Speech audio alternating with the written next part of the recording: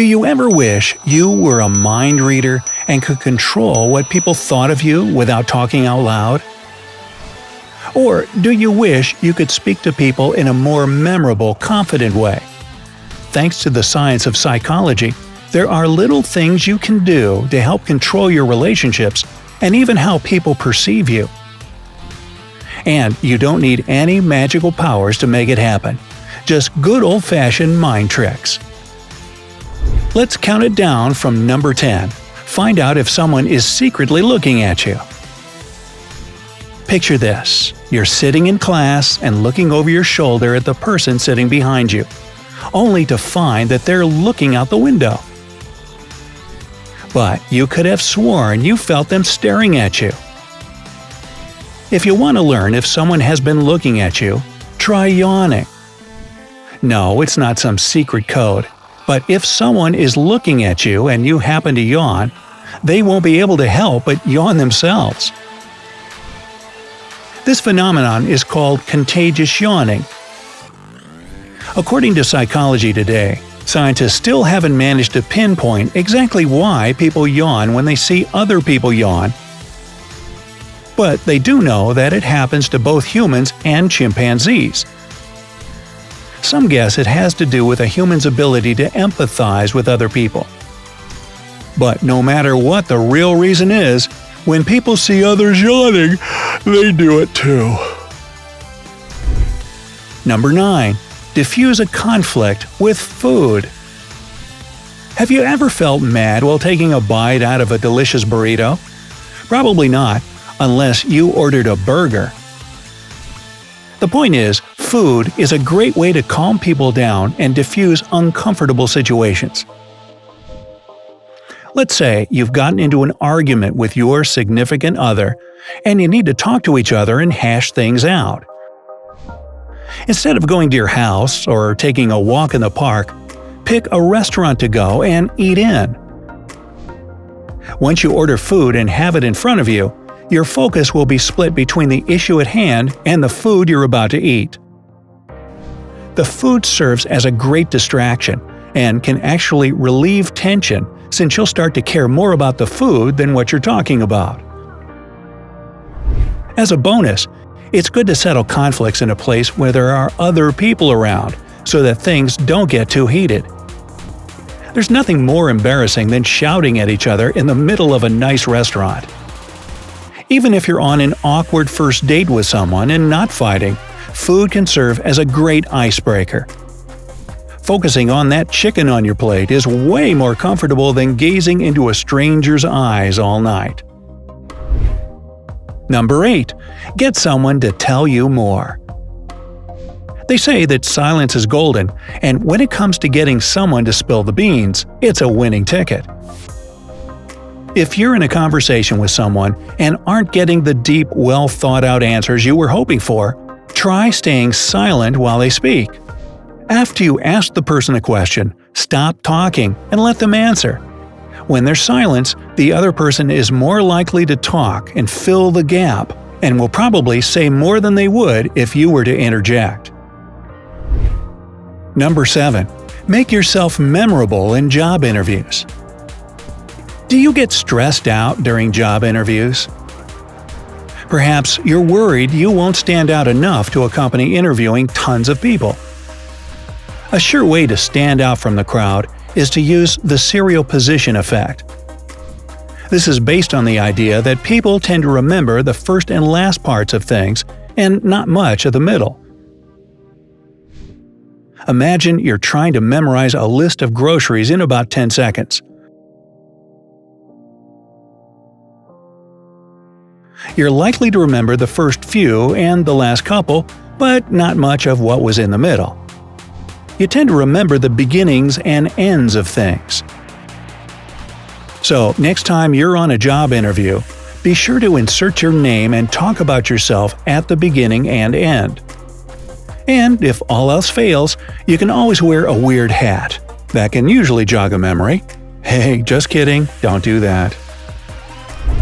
Number 6. Form stronger bonds with people. Do you remember feeling close to your teammates back on the soccer or baseball team in grade school? That's because being active with someone can help you form stronger bonds more quickly. So, if you're in a new relationship or starting a friendship with someone, instead of going to the movies or out to eat, try doing an activity together that can get your blood pumping. Perhaps rock climbing or even an amusement park. When you get your adrenaline going and blood pumping, your body releases endorphins. This then puts you in a better mood and makes you more enthusiastic about whatever you're doing, in this case, getting to know someone. 5. Control people's assumptions about you. First impressions are a big deal. Whether you're meeting new people at a party or introducing yourself to your future boss. But there's a way you can actually control a stranger's first assumptions about you.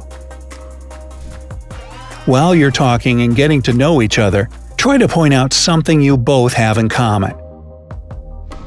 Maybe you grew up in the same town, or you both have the same alma mater. By doing this, the person you're speaking to will base their assumptions off this commonality. Since it's related to them, their assumptions of you will be more positive. This is known as the halo effect. While this requires a bit of effort in the conversational skills department, it's a lot better than shouting, like me, at someone you just met. Number 4. Make someone feel like they're important. There are a couple of ways to do this. Be sure to use their name when you're first speaking to them. When you meet someone for the first time at a party or work event, say their name right after they introduce yourself. Hi Jill, nice to meet you. Now continue to use their name as you carry on a conversation. This will make them feel like you're engaged in a conversation with them and in turn will make them feel important. Another way to help someone feel like they're special is by using the paraphrasing technique while you're speaking back to them. For example, if your friend tells you that she went shopping but the market was all out of the type of bread she was looking for, repeat back, "Wow, they didn't even carry that kind of bread?" Paraphrasing what they just said back to them lets them realize you're really listening to what they're saying. 3. Get someone to help you do something. Sometimes you need to ask friends or family members for a favor. But these favors aren't always fun, which makes their willingness to help you less likely. Say you need someone to feed your cat for a couple of days while you're out of town. Instead of asking the person point blank if they can help, pose a false dilemma. Say something like, "Hey, would it be better for you to come over and feed Mr. Whiskers in the early morning or evening?" The person will likely choose whichever time is easier, and they never had the chance to say, "No, I can't." Number 2. Get people to believe in you. If I said, "Hey, I think this next psychology trick is really effective. Would you believe me?" How about if I said, "This next psychology trick is really effective. Did you trust what I was saying more the second time?" Well, that's because when you put "I think" at the beginning of a sentence, it can come off as hesitant or unsure. Even if you aren't sure of something, that doesn't mean you should question what you say. Be confident in yourself. From now on, try leaving out the word "I think" when you talk to your friends and family. They may take you more seriously and even make fun of you less due to this confident way of speaking. 1. Keep people's attention. Have you ever noticed that if you look down at your phone, you aren't hearing what the person talking to you is saying?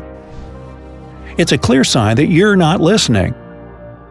For people to pay attention to what you're saying, keep direct eye contact with them while you're talking. You'll see that your conversations will start becoming better and more engaging when you do this. Keeping eye contact with someone can actually convince the person you're conversing with to believe what you're saying. This gives you some dominance in the conversation. You can even nod while you're making certain points to further prove how confident you are in what you're saying. Don't be surprised when you notice the other person nodding along with you. Who knows? This technique may even help you change someone's opinion about something. So, pretty cool, huh? Do you know any other mind tricks to help you communicate with people better? Try out some of the tricks mentioned in the video and let us know if they worked. If you found this video helpful, don't forget to give this video a like, share it with your friends, and click subscribe. Stay on the bright side.